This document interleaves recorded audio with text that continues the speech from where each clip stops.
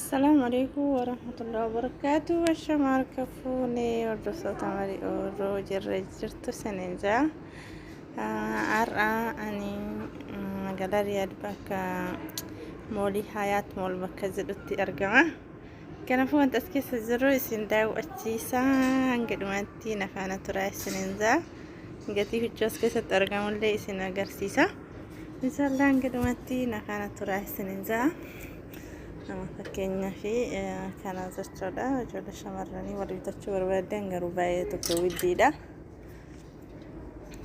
Wajjin immoo baay'ee yaani mirxiidha modeelli isaa garuu inni widdiidha gatiin so fakkeenyaaf amma kuni 4,500 gatiin isaa jechuudha.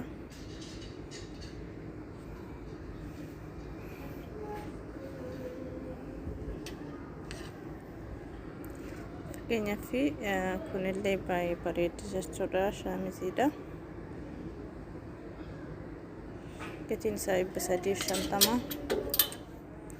Iddoon Hayaat Mool jedhama.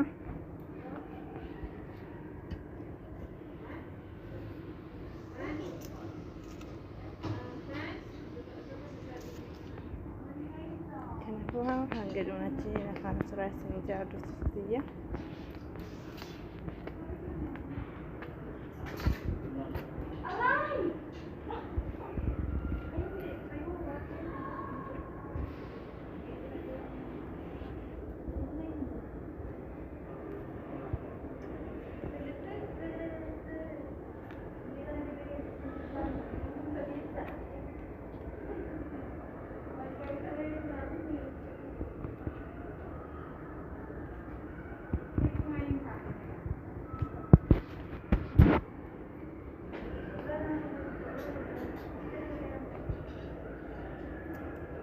immoo bituu harkaatti jechuudha.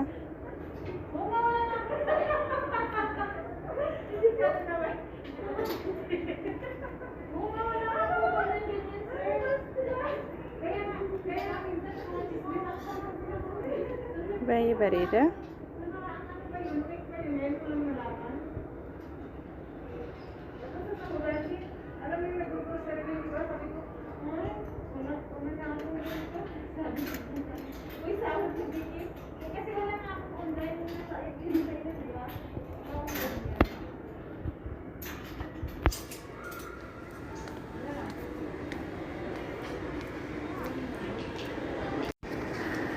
Akkasii hordoftoota tiyya waan bitillee booda sin agarsiisa. Amma bayaatiin jala jechuudha.